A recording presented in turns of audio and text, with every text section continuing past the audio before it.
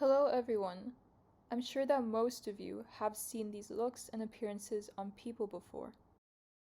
Whether it's a certain type of clothing, hairstyle, or makeup, this can have a negative impact as much as it can have a positive impact. People constantly change their appearances and want to seem unique. Sometimes it's even just for special occasions, such as Halloween or Carnival, for instance.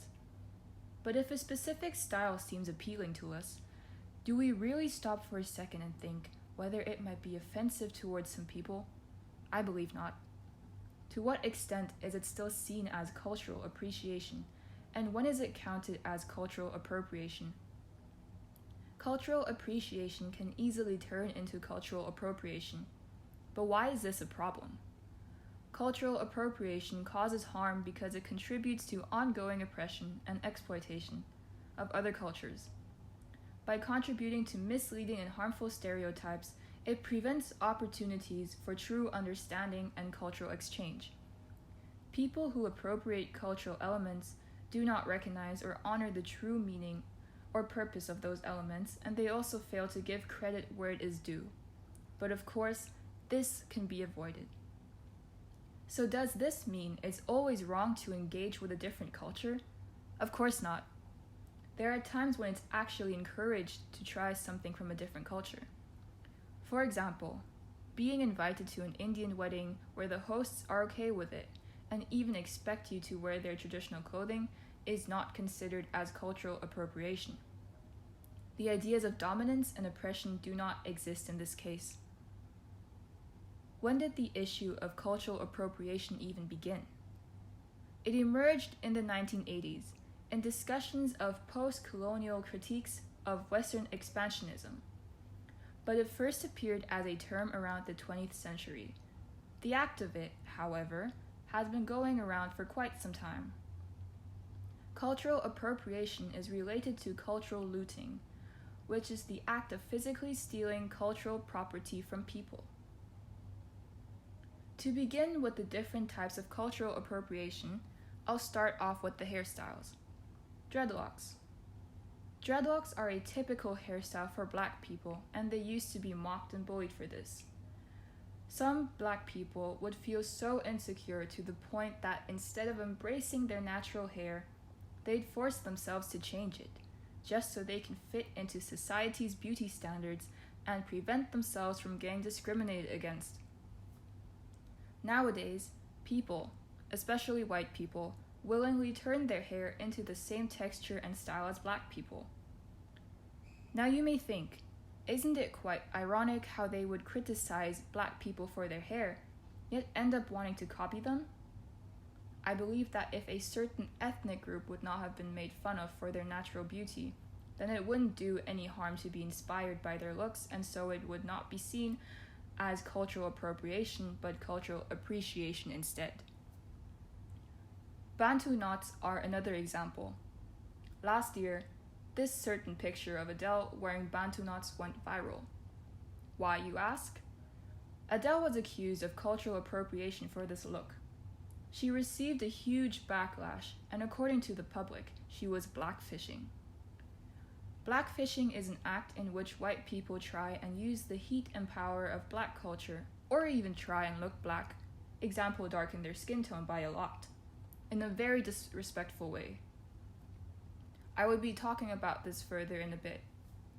Hair is so much more than just a style. Hair is status, power, culture, and identity. Concerning this specific appearance by Adele, many people argued that she was showing appreciation for Carnival and the Caribbean culture. Yet appreciation turns into appropriation when it is worn as a party outfit and taken off again and disposed of. People need to understand the historical context and sensitivities around culture. While we're at the topic of celebrities, let's get right into Kim Kardashian's backlash for wearing an Indian headpiece. Here we have come to cultural appropriation in clothing. Kim Kardashian is no stranger to these accusations. She's received criticism before for wearing African Fulani braids and cornrows, but this time she wore a mangtika, which is a decorative headpiece Indian women traditionally wear at their wedding. In this case, she wore the outfit for Kanye West's exclusive Sunday service gathering. After posting the photos in this outfit, she received comments such as, "Keep to your own and stop stealing others' cultures and their ideas and making them your own." Cultural appropriation in the Asian fashion world. In Asia, fashion is beautifully designed, innovative, and constantly evolving. All in all, it's really diverse. In the fashion industry, cultural appropriation can play out in not only sexualized stereotypes, but also the elision of style elements from completely different cultures and the treatment of Asian models as interchangeable props. True appreciation entails some level of understanding and respect. Yellowface is just as unacceptable as blackface. Asian isn't a costume you can just try on. One example of this includes the Vogue magazine publishing photos of a white model in geisha-inspired outfits. Here we can see photos of model Karlie Kloss for Vogue US back in March 2017. At this point, such cultural appropriation is also seen as a form of racism. Many fashion brands have been called out for this, such as Victoria's Secret, Marc Jacobs, Gucci, and many more. Now back to the topic of blackfishing. Blackfishing is being referred to by some as a modern form of the term blackface. As mentioned before, it is used in references to white people who use makeup, tanning products, or just anything to appear way darker than their natural skin tone. The Black community has spoken up about how offensive this is for them.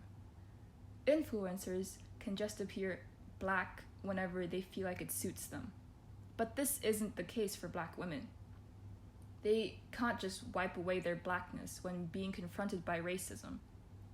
A white person using Black culture as a trend and not fighting for racial equality in this era is complicit in upholding the white supremacist society we are all currently living in. Ever heard of the fox eye trend? Asians are constantly made fun of for the shape of their eyes. Asians would be taunted by other people by pulling their eyes up, down, or sideways to mimic them and ridicule small and slanted eyes. To achieve the fox eye look, people apply angular eyeliner that mimics the look of Asian eyes.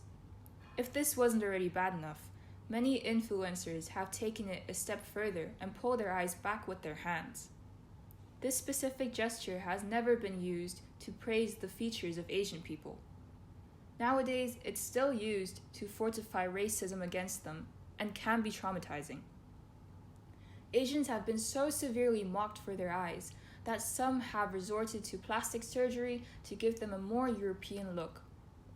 When you see the way influencers are legitimizing the fox eye look as a so-called cool style trend, you can clearly see the kind of power the dominant group wields in society.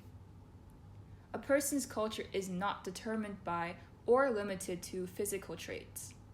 If I'm being honest, racism and racist behavior against Asians is far more unrecognized than racism against other people of color.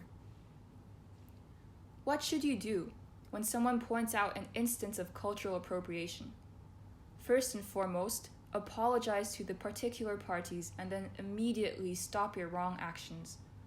If you do not understand how you messed up, do some work and inform yourself to understand why so you can avoid it in the future. When a person from a specific culture explains that your actions are harmful, then stop what you're doing and respect them. In order to avoid cultural appropriation, one must research the culture. Much of the media is still white-centered. It's easier to view white culture as a default, given our history, but times are changing and so many unheard voices now have a platform.